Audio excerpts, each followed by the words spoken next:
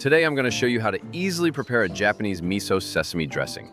This creamy dressing comes together in no time and will instantly upgrade any salad.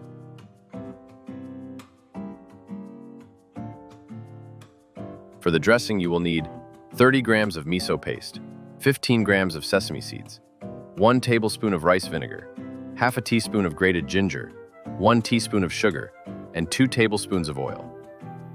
As a base for the salad, I'm using iceberg lettuce, tomatoes, cucumber, and radish. First, toast the sesame seeds in a pan over medium heat until they turn a golden color. Keep the seeds moving occasionally. This will only take a few minutes.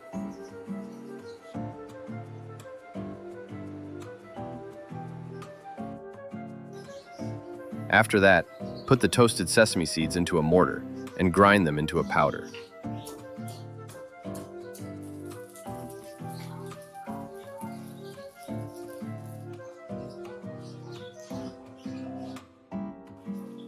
Now all the ingredients will be mixed together.